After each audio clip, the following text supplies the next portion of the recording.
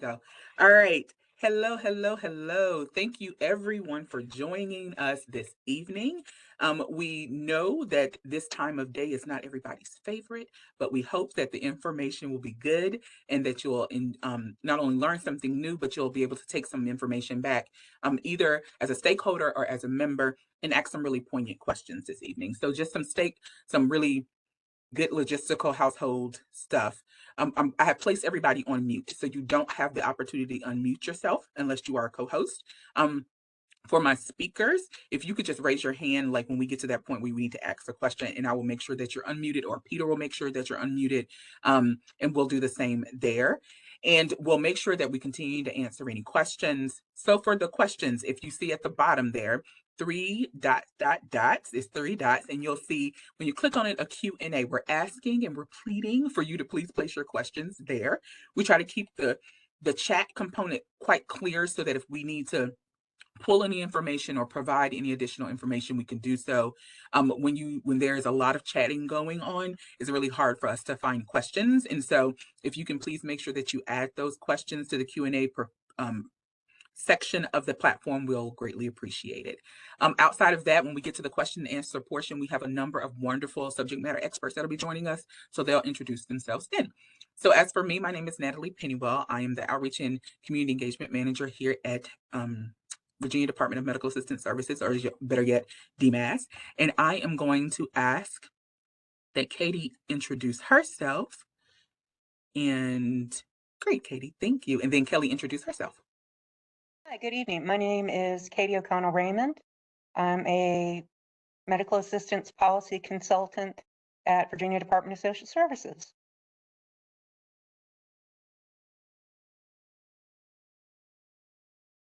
Hi, and I'm Kelly Pauley. I'm the Eligibility and Enrollment Manager here at DMAS. So we will have lots of information to share. Thanks. Thank you.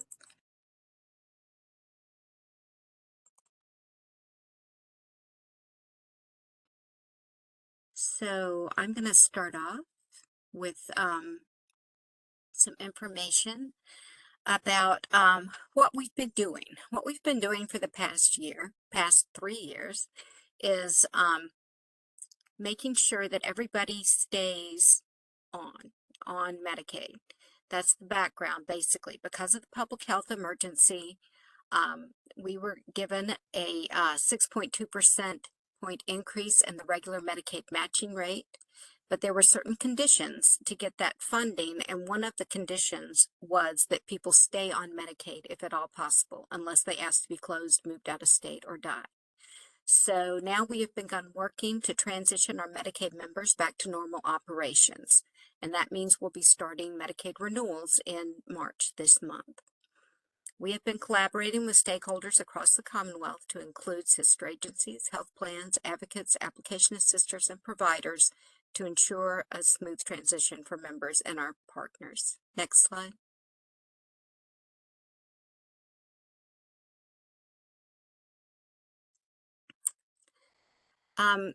So there's going to be a big backlog of cases that need redetermination.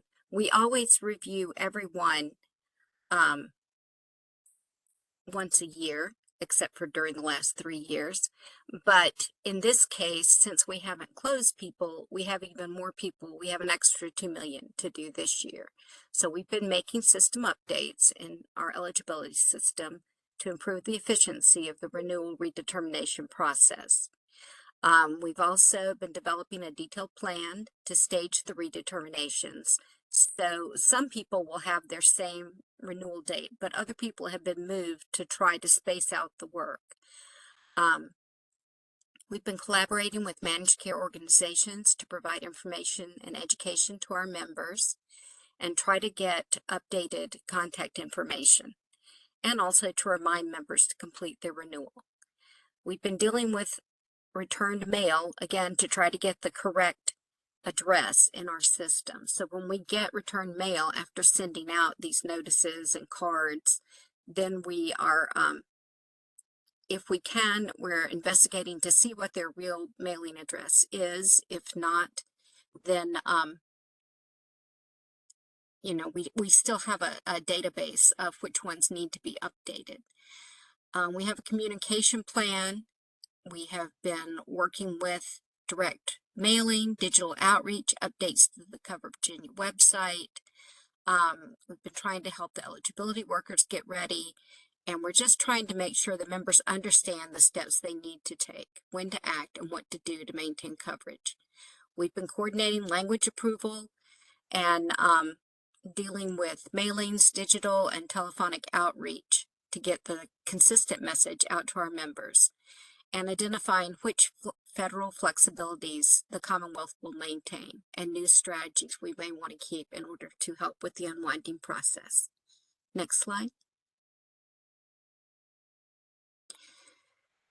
CMS's guidance has told us that we cannot take a negative action without conducting a full redetermination. We need current and accurate information in order to find out if people are still eligible.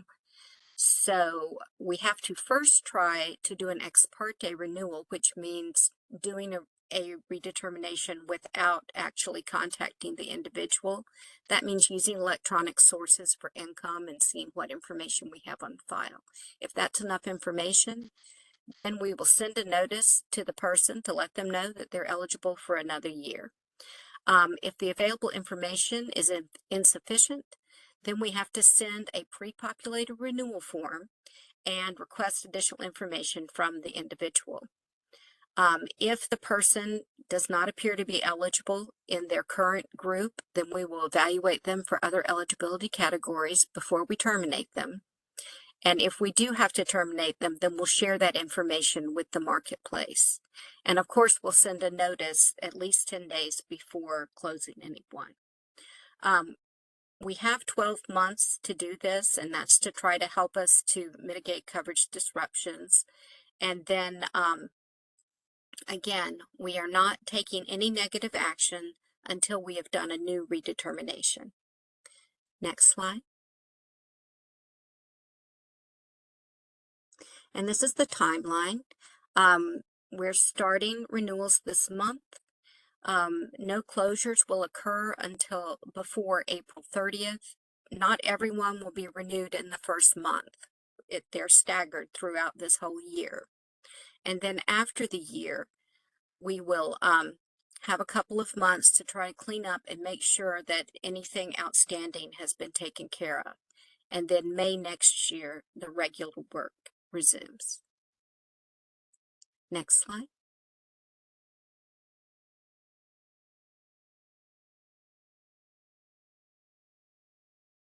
So these are some of the things that we have been doing to prepare. We've been updating our systems. We've been creating or updating processes. We've had stakeholder outreach and engagement, member outreach and engagement, trainings for our workers. We have looked into what policy flexibilities we can make permanent. We've submitted waivers to CMS, and we have temporary flexibilities that have been implemented. Next slide. Now I'll hand it over to Katie.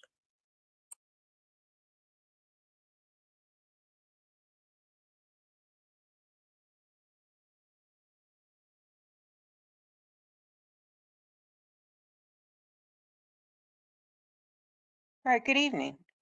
I'm going to talk about what we've done at the Department of Social Services to help facilitate the communications during the unwinding period.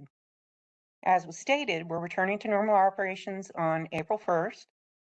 And as part of that, we've been working with DMAS and other agencies to make sure that everyone is aware of what's going on. We have developed and issued joint messages to local agencies to let them know for all the programs that are affected by the unwinding, because I like to remind people it's not just Medicaid. We've had monthly unwinding statewide virtual meetings to communicate everything unwinding related to all of our state partners. And in conjunction with DMAS, we have a lot of resources and frequently asked questions, scripts, and an unwinding toolkit that are available These are very important resources to both the public, stakeholders, and staff. We have scripts that have been developed for the local agencies to utilize when people call with questions about their cases and for the call center. And giving other instructions for the public of what to expect during this time frame. We've also worked with locals and at DMAS to develop unwinding guidance and advice, sort of the best practices of what to expect. You have to remember that we haven't done renewals in 3 years. And so during that time frame, there's been a staff turnover, a lot of new hires. There are workers that have never done a redetermination for Medicaid or intake, so they don't know what to expect. And so we're trying to help prepare them for that, help them clean up, get ready, what to expect during this, what's going to happen. It's sort of, we're heading into the unknown, but I think the state's done a very good job preparing for this. We also have a one-stop unwinding portal on our intranet, which, remember, an intranet is only for internal people, so that's just local agencies can access that. But there's important information there for them as well. Presentations that we've given over the past 3 years, different Q&As from joint meetings, and different guidance that's available for the local agencies. Next slide, please. So what's really important is what we're putting out to the public.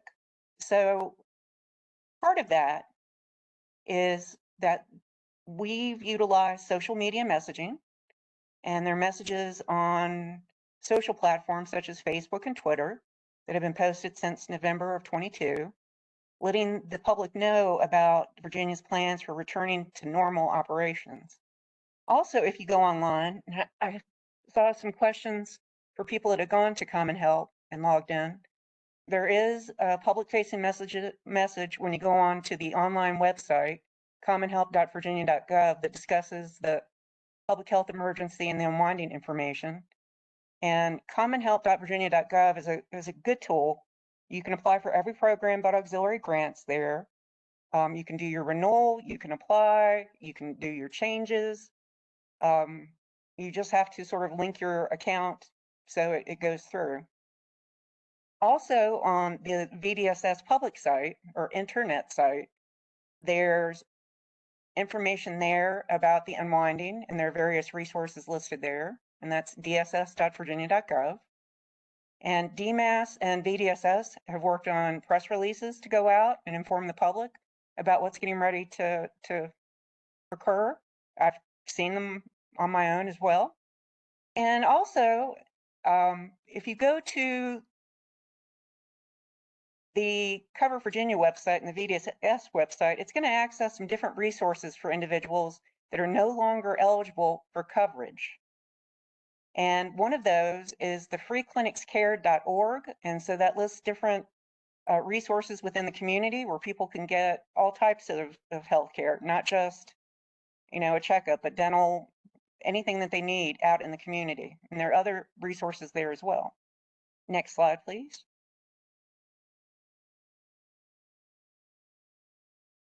This is something that is available on the VDSS website, and I think it's on Cover Virginia, I think. But it just is a tool to let you know, I'm talking about the column in orange, that we're ready to unwind and we're ready to return to normal operations. But this also addresses, and if you go to the DSS site, it also addresses the changes to the other programs that we are responsible for, which are SNAP and TANF. And so you can go to the website and see what's happening there. I reference the address in the light blue on that, the dss.virginia.gov/benefit changes. And that'll give you all the information you could want to know and more. And you'll find a copy of this handout as well. Next slide, please. And I talked a bit about staffing at local agencies. And that's not just a problem in the community, but it's a problem getting people in local agencies as well. We lost a lot of staff that have been seasoned or have been around for a while, and so newer staff haven't had an opportunity to do renewals. So to prepare for that, the state has partnered with DMAS and they developed a class on how to do renewals, all the steps, what to expect. And that's for local agencies to go in and get ready for this. But with that, we've been presenting system matter expert webinars to local agencies so they can ask their questions to us and staff from DMAS and from their appeals division about what to expect during this unwinding process. We're trying to make as many tools and resources as available to local agencies and the public and our stakeholders as we can, developing procedural guidance and giving them anything they could try to anticipate that's going to happen. We really don't know, but I think it's going to go on and we're going to do well, but we want to make sure people are aware of what's going on. And so with that, and Natalie will discuss it afterwards, go to the Cover VA website. There are a ton of resources on there about what to expect during the unwinding. And I say that just because I've looked at it myself and I spend a lot of time, looking at that website, but it's an excellent tool and it will help you get ready for what's coming.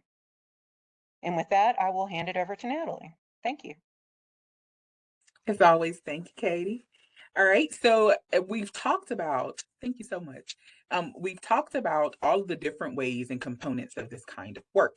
And so next we're going to really talk about what resources are at your disposal, what our resources are at the disposal of our stakeholders as well as our members to kind of learn about what's going on in this process to make sure that you're comfortable with it and that you can ask some of those questions, those really needed questions that you may have as a member, or make sure that you're asking poignant questions of our members as a stakeholder. So there's 3 phases for this particular work that we're doing, right? When we're talking about outreach, engagement, and communications plan, our first phase was making sure we have updated contact information for everyone. That is our foundation.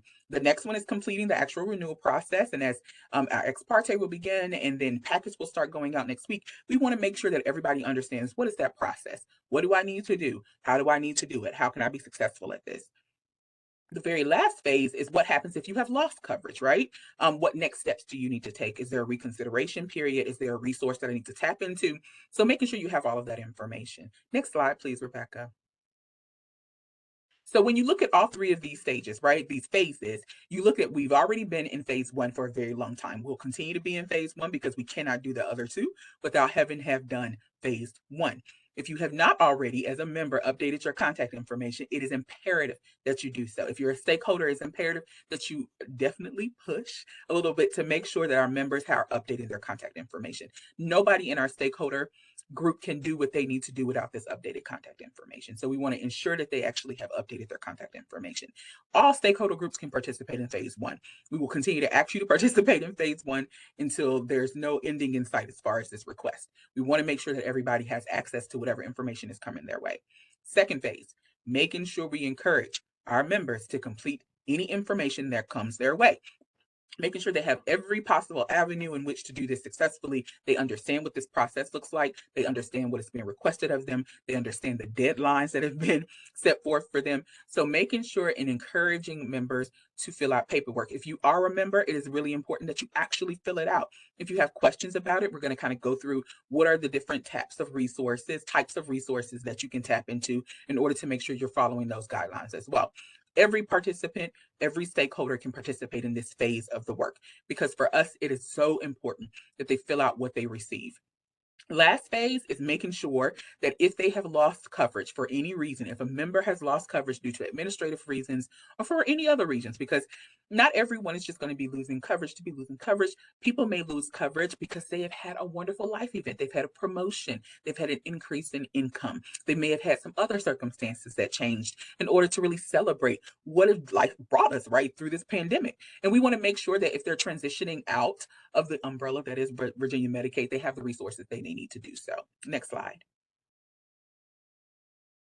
Thank you, Rebecca. So, what have we done so far? What have we been able to do within in and across the Commonwealth of Virginia? So, there are some things that we have done for both of our stakeholder groups. First and foremost, we've created a toolkit that our stakeholders can use, but by all means, we invite our members to take a look at it as well, because the information that our stakeholders are going to be sharing with you are transparently and open and honestly available to you. So you can look through it and see, what do I need to do? What do I need to keep in mind? Those things are in the toolkit.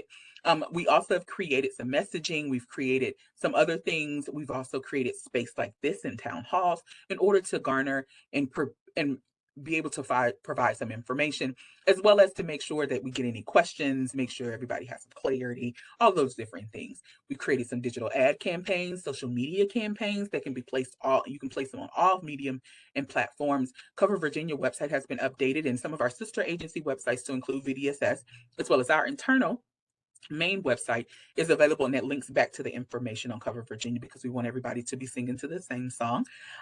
We are creating the flyers and the posters that we have created, we have shared with local Department of Social Services offices, as well as Community Service Board offices. We've also translated our member-facing documents into 6 other languages outside of English. All 7 of these languages are available to you at any point on the website. We have for our providers and our partners and our stakeholders. We've had provider memos that have been disseminated, informed our health plans, and our health plans have a plan of their own. They've been quite phenomenal as far as making sure that they ask poignant questions so they can be successful at what they need to do while engaging with our members or engaging with you. We've held virtual and in-person meetings. We had a summit last week. We provided toolkits wherever and however we can. And again, we host different things like our town halls in order to create space for people to ask any questions they may have. Next slide, please. Thanks, Rebecca. So the stakeholder toolkits that I was talking about, this is what they look like. If you go onto the Cover Virginia website, you'll see phase 1 toolkit, which is with the orange bar here at the top. And then you'll see phase 2 and 3 toolkit, which has the green bar at the top. Each one, the first one, of course, focuses on updating contact information. We want you to update your contact information. We need you to update your contact information. So that very first one is going to focus on that and that alone. It talks about all those components, but it also gives you a little historical information and context regarding the PHE and the unwinding when it was in that state.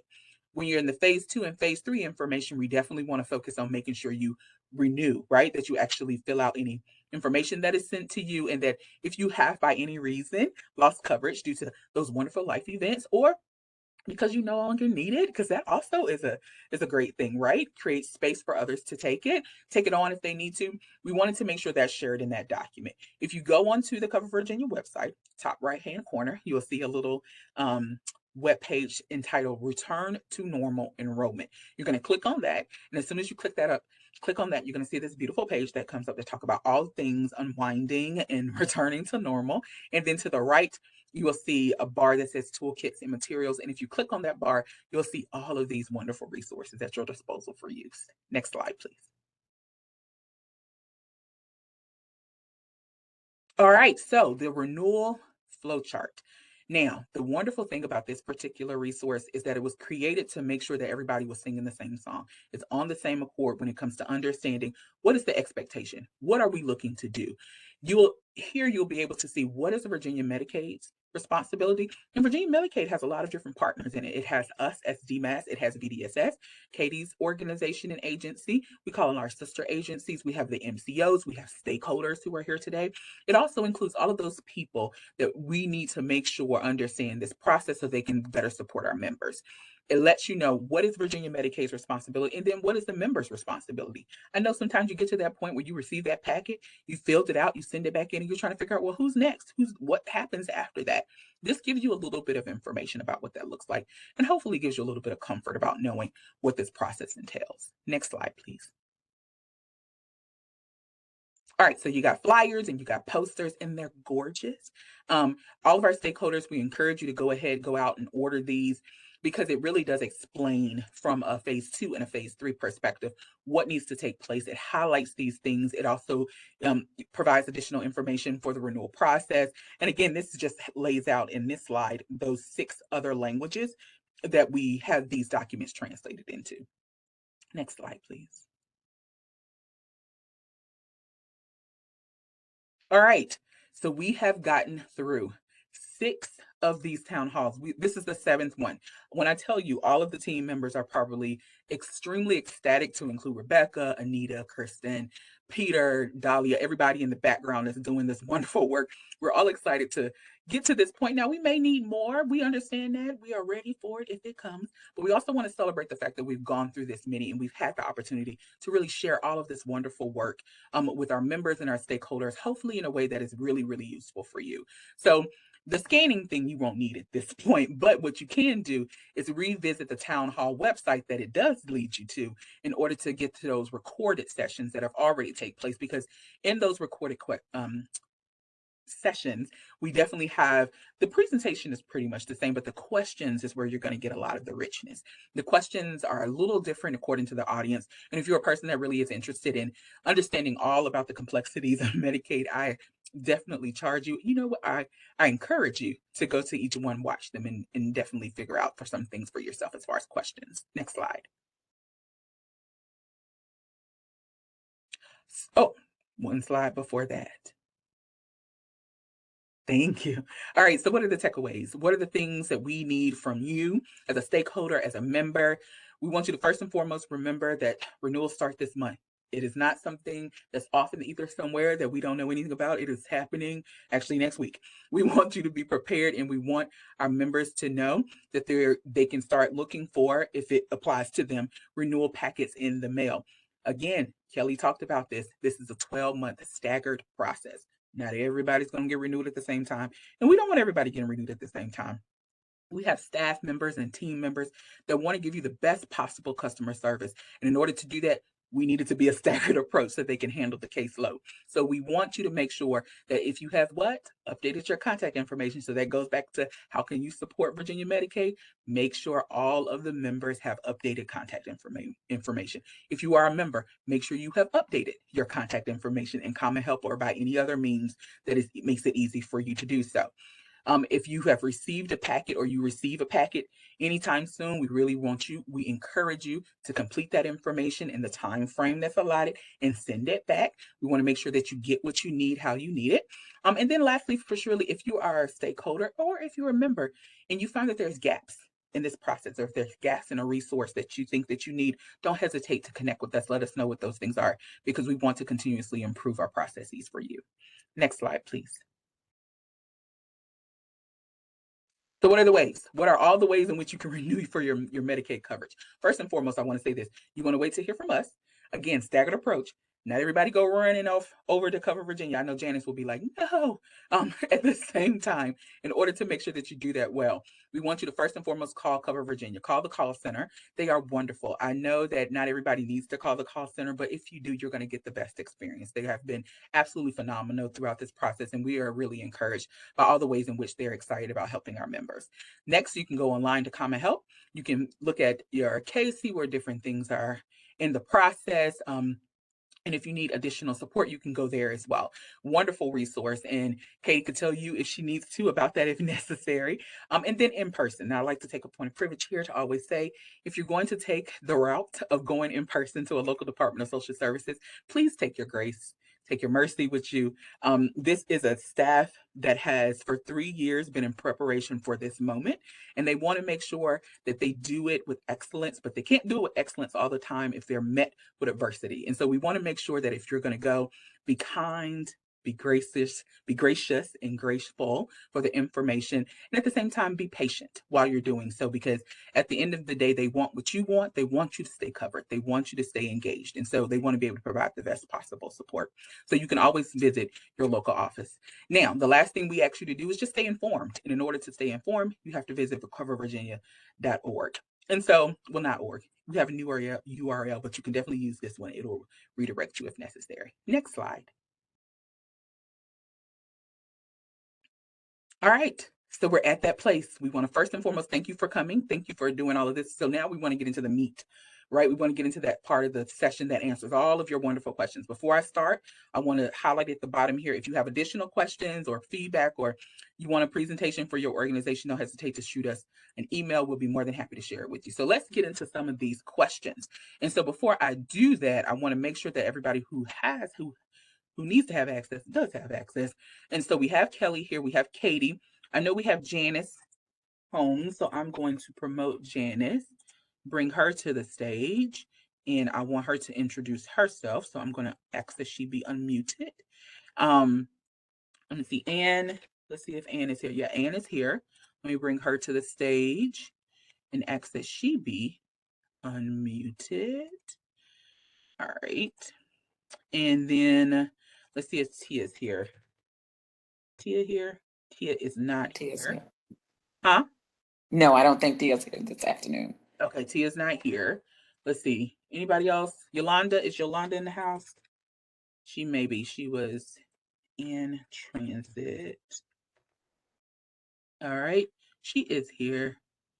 But Kelly is asking to be unmuted. All right, go ahead, Kelly. I just wanted to be unmuted in case somebody asked me a question. Oh, okay, absolutely. I'm bringing everybody to the stage so I can make sure if they want to be unmuted, they can be. And let me see, am I missing anybody? Is Nicole Martin here? Let me see.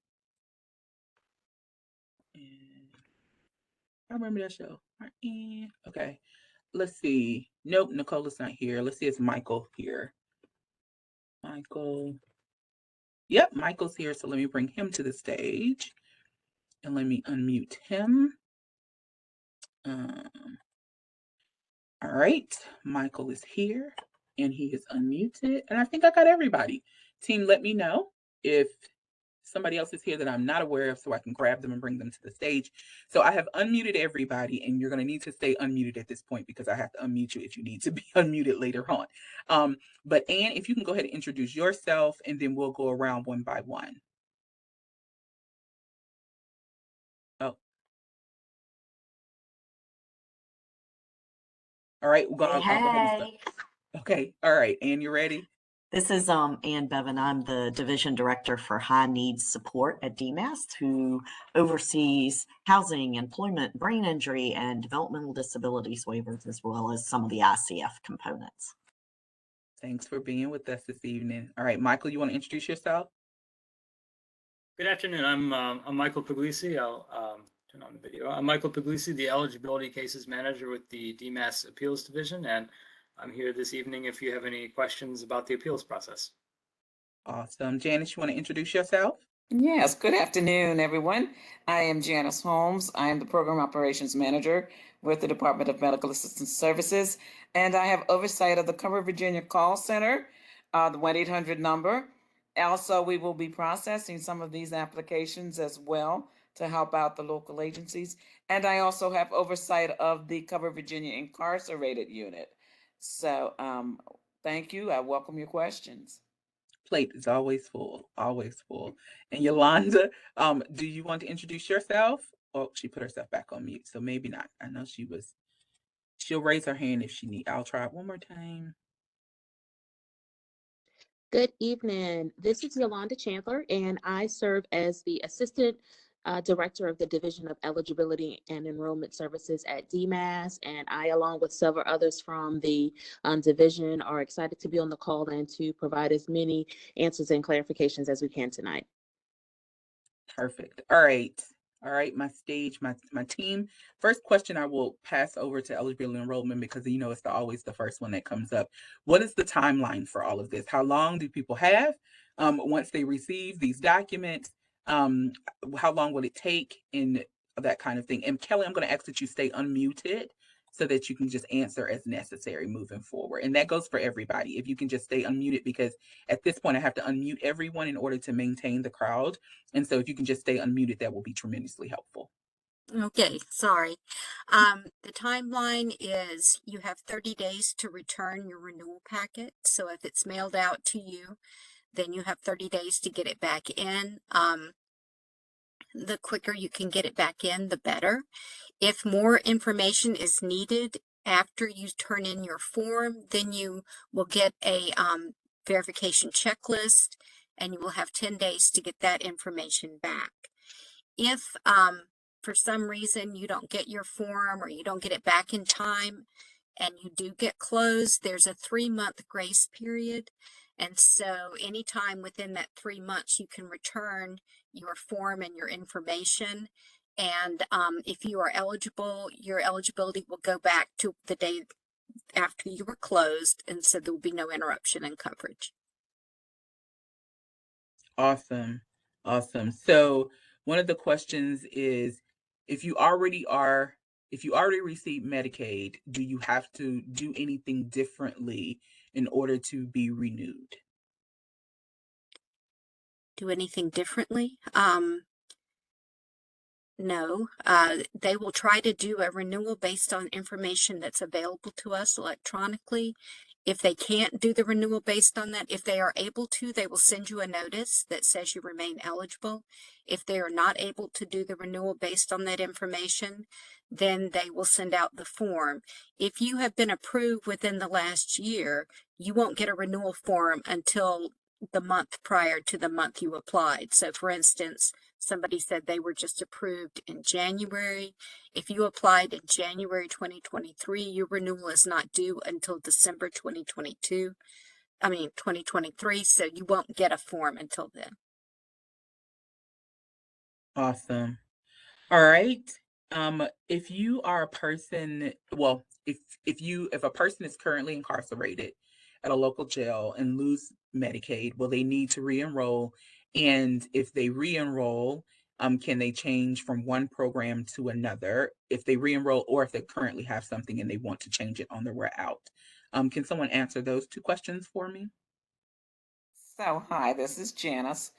So if someone is incarcerated, we will, once again, as Kelly has stated, we will try to renew their eligibility based on information that's already known to us. We coordinate with the jails and with the Department of Corrections and Department of Juvenile Justice to attempt to obtain information necessary for the eligibility process.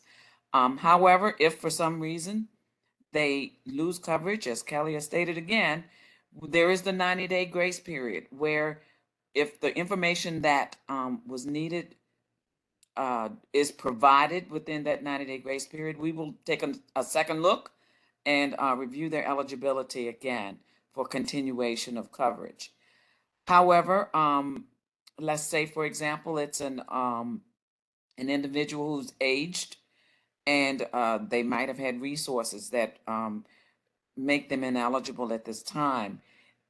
Then we pretty much exhausted what the eligibility rules are at that point, unless their resources have been reduced or unless we have taken into consideration information that may have changed. And if that's the case, contact Cover Virginia.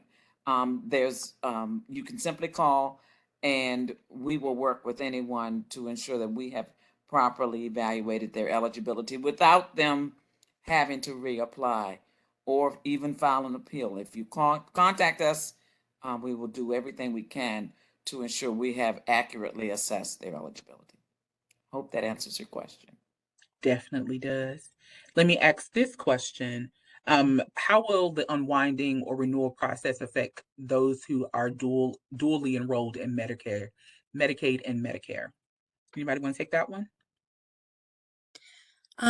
If you are a dual person, that means that Medicaid is paying your premiums, but we'll do the renewal the same way. We will send you a form, you send it back, and we just have to make sure that you're still resource eligible and income eligible for the program. If you're not income and resource eligible for the program that you're currently in, then we'll evaluate you and all other covered groups to see if you're eligible in a different one. Wonderful. If they have children that have disabilities, will this enrollment period also be, will the parents of those children also be impacted by this enrollment period? Yes, it will. Could you go into a little depth about what that may look like for them? We will do those cases the same way. So you'll probably get a renewal packet, and you would need to fill that out the same way you filled out your application when you first applied.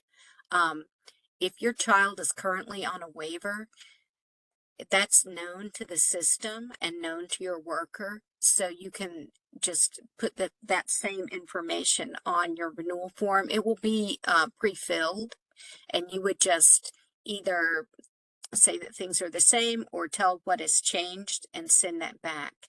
And then the worker will send you a verification checklist if they need additional information. Perfect. I'm sorry, I lost my question for a split second. All right. If you needed to go through the appeals process, where do you start? And yeah, where do you start? Is that a Michael question? I think that's a Michael question. Yeah, the best place to start is the DMAS website. If you go to dmas.virginia.gov and click on the appeals tab at the very top of the screen, you can go down and select the option for portal login and submit an appeal easily online via our online portal. You can also, of course, send in an email, a fax, mail, or drop it off in person. But of course, the website is the easiest and most efficient and preferred method for submitting an appeal. Perfect.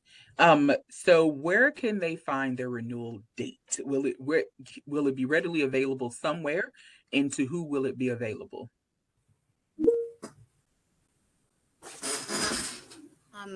It's going to be available on the portal to providers. I think that if you go into your account in Common Help, you will also be able to see when your renewal is. All right. Will co-pays for Famous resume when the return to normal process resumes? No, they won't. All right. Are you still Kathleen? able to? Oh, yes. It's Janice. I wanted to add to the last question. Of course, Go right for it. Go for it. you know, if all else fails, if you cannot get through and find your renewal date on Common Help or through the other avenues, you can contact Cover Virginia, and they will be able to, after your identity proof, you've got to have some information to identity proof to get to your for them to review your case, but they can give you a renewal date as well. Perfect. Will there be a need to change your plan during this process, and how are they going to support members during this process?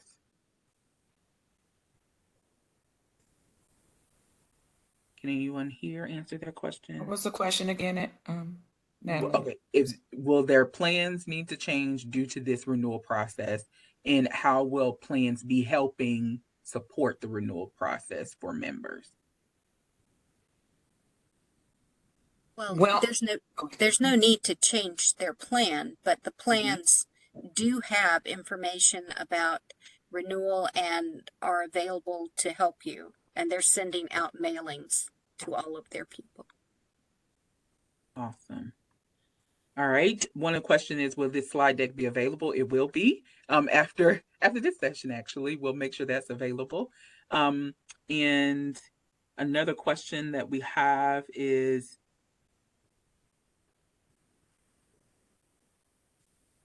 if you're looking for information on benefits by carrier for anyone of any age, to include those over 65, where would they go to find that information? I'm assuming they mean by plan. They do. They do. Then I think you can go to the managed care website. Do you have that website address, Natalie? I don't have it readily available, so maybe Okay. somebody on the back end can. I think you can go to find Cover Virginia as well, it. Mhm. and there should be a link to each of the plan websites. Okay. Check. Is the recent Social Security COLA considered when determining income eligibility? Yes, it will be. Okay. All right. And that information is already in our eligibility system. The worker won't have to ask you for it. Perfect. Another question we have is, if you've had no changes to your contact information, do you still need to update it? And the answer is no. That's no. But we do ask that you check to make sure that it is correct within the system. Is that correct, Kelly? Yes, but if they haven't moved or changed their address in the last 3 years, then we still have that information. Okay. If you are not eligible for renewal, I'm sorry. Pop this out. If you are not eligible for renewal, I'm sorry, something popped up on my screen. I was trying to get this question.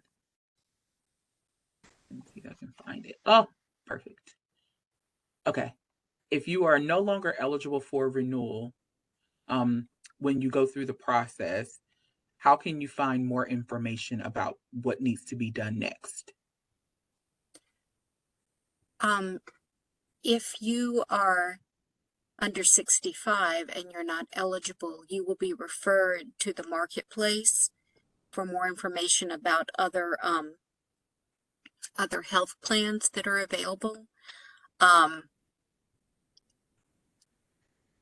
if you are 65 or over, you would go to Medicare.com. Thank you. And I'm going to circle back because if they are unsure what their address is, even if they have not moved, how do they access information in Common Health? And that may be a Katie question.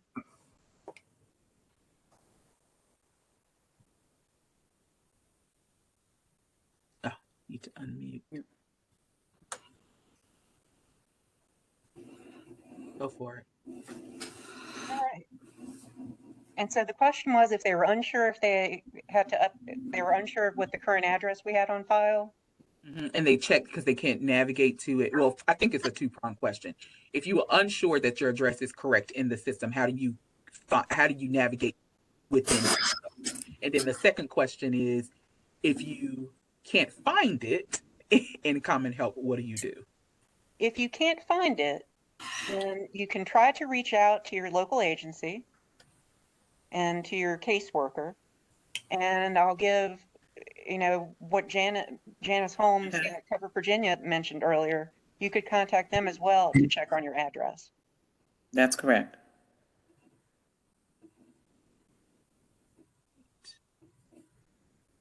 Let me move Bill to the stage.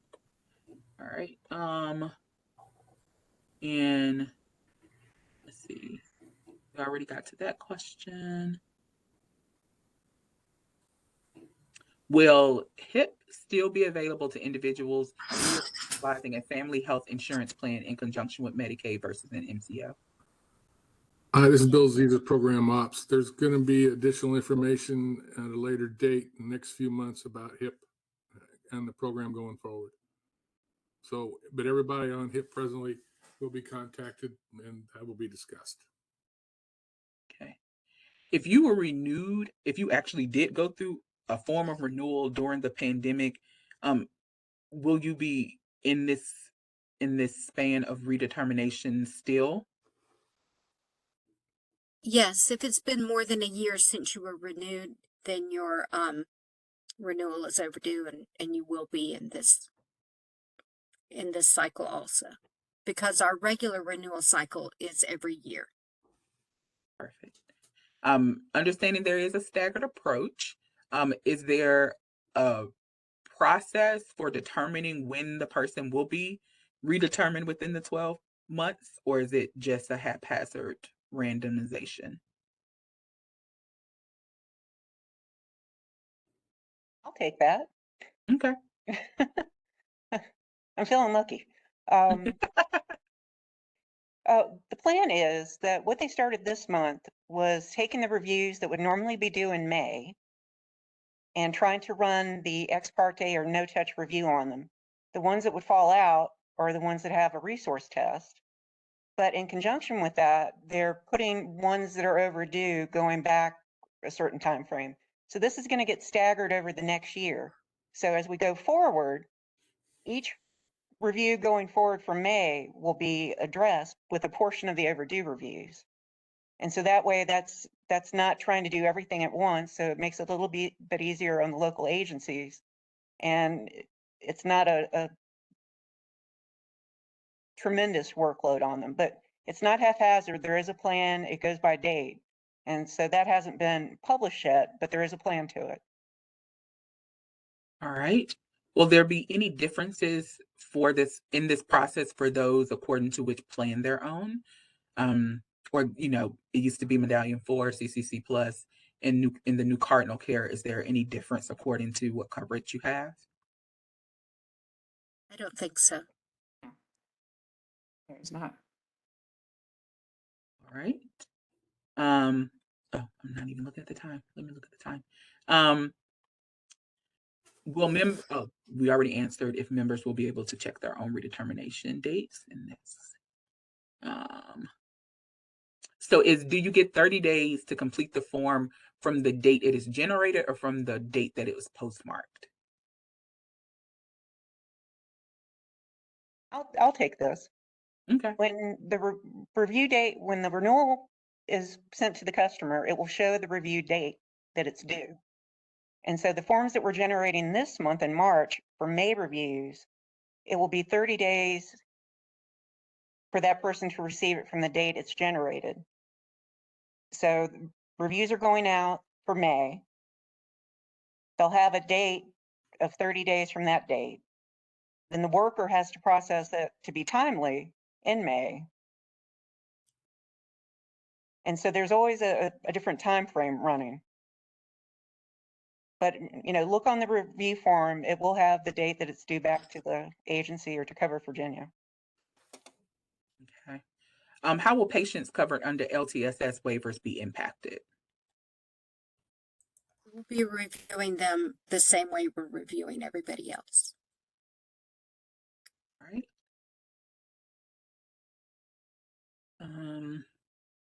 If you do not have a permanent address and you're going through this renewal process, what are some ways in which you can access this information and know when you're going to be redetermined?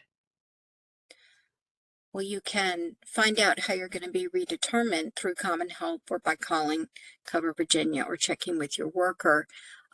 When you applied, you gave some sort of mailing address. Usually, if you didn't have one, then you gave the agency, your local agency, as your mailing address. So if you find out that your renewal is due on a particular month, then you would want to ask your worker to keep an eye out for your form so that you could go in and pick it up. Sounds good. Will any redeterminations result in retro terminations for any members? No, we will always give you at least 10 days notice before we terminate your Medicaid. All right, we have had plenty. So I always like to give our subject matter experts an opportunity to have a final word of consideration or thought. And so we'll go around and we'll continue to gather these questions. If we have any extra time at the end, I'll try to choose some more, but I definitely want to give them an opportunity to make sure they leave you with those nuggets of good thinking. So we'll first and foremost start with Katie, and just let us know what are some things that they need to keep in mind. The most important thing to me is make sure that you're looking at your mail. I can't say that enough because I'm guilty of not looking at mine. If you see anything that's coming from the state of Virginia or Cover Virginia or your local agency, be sure to open it. Because when you do the renewal process, if it doesn't go ex parte and you have to do what I call a regular review or a paper review, even if you go through Cover Virginia or you submit it through Common Help, it goes for those people that have a resource test, they have to be processed by the local agency. And so the local agency may require verifications and send you a verification checklist. So for instance, if I was somebody that was over 65 and I had to verify my checking or something with my life insurance, the local agency might ask me for that. And so if I don't pay attention to that, I risk getting my case closed and possibly having my Medicare buy-in interrupted. So make sure to look at your mail for important information. That's the best thing I can say. Check your mail. Thank you. Michael, any words of wisdom you want to leave with our attendees today? I think I would just like people to know that we understand that the appeals process can sometimes be difficult, but we've put a lot of resources out there. If you go to our tab on the DMAS website, again at dmas.virginia.gov, there are useful resources for clients, providers, authorized representatives, anybody, any stakeholder who might participate in the process. And additionally, there's contact information on the website. We're always willing to discuss procedural matters to let people know what's going to happen next in their case. So if you ever have any questions about that or filing an appeal in the first place, please give us a call. Please email us. The only thing we can't do, of course, is give you case-specific advice or legal advice. Thank you, Michael. And any last words from you? Hey, we appreciate your time. Check your addresses. You can even work with your case managers if you're in the DD waivers, because if that Medicaid does stop, then your authorizations are at risk as well. So work with your providers and case managers, and they can help you. If Cover Virginia can't, who, they're always more than willing to help. But someone was talking about how does this affect LTSS cases? So in the terms of waivers, you're with everyone else, but let's make sure you keep it that way so we don't lose authorizations. Thank you. Thank you. Thank you, Ann. Any last words from you, Janice? I can only say yes, Cover Virginia is there for you. However, if for some reason unforeseen, because we've staffed up, we're prepared our staff to be able to be on the phones to answer your questions. But if for some reason we get an influx and there are more calls than we have folks who can answer, and we hope that doesn't happen, but if it does, have patience. Call back on a non-busy day, which would be any day other than Mondays and Tuesdays, and you will get through. But we do hope that, we are able, everyone will have patience, as we've said, even for the locals, also for Cover Virginia. If the lines are busy, give us a chance, call back on a non-busy day, and we will be there to help you. Thank you, Janice. Any last words for you, from you, Kelly? Just keep in mind that if you do get a renewal packet and you are aged 65 or blind or disabled, you can certainly send a copy of your most recent bank statement back with it. You don't have to wait. And if you have income other than Social Security and you have like your award letters, send a copy of that too. But they will send you a checklist if there's additional information needed. Awesome. Bill, any parting words? Yes, thank you. Keep in mind the provider networks, such as the doctor's offices, will be checking eligibility. So it's very important that you do go through this process and renew your Medicaid, because what you don't want to do is go to the doctor's office only to find out that your Medicaid expired and you don't get to have the services that you need. Or the doctor's office fails to check your Medicaid and then they find out that it's not eligible and you get an unexpected bill in the mail. So please go through the process because the providers are going to be checking. Thank you. Thank you so much, Bill. Well, as always, we get to the end of these sessions and we want to thank you for spending your time with us. We know you could have been in other places doing other things, but you sought the information and you wanted to be with us this evening. For our stakeholders, we thank you for the work that you are and will continue to do in order to support our members. They are the most important part of this equation. Both Deputy Roberts and Commissioner Avula completely and utterly understand and completely want us to understand that it is not that we cannot be here doing what we do if we are not serving our community members and our members well. And so we want to thank you for that work and all the passion and effort and time and effort you put into that. And for our members, we thank you for being with us this evening. We thank you for taking this information, for following the steps and helping our team members, our staff members, support you in the best way possible. We truly appreciate it. And we hope you have a wonderful evening. As far as this presentation, like I said before, it will be posted on our website in the next couple of weeks. We'll also make sure that the FAQs that are generated through all 7 of our town halls end up in one large FAQ document. And we're going to be finalizing that one. This one alone gave us a lot of questions. And so we have to add that to that overall document. And so just give us a little time for that as well. And you'll have that available. Again, please go back and review any of the content that is already on the webpage.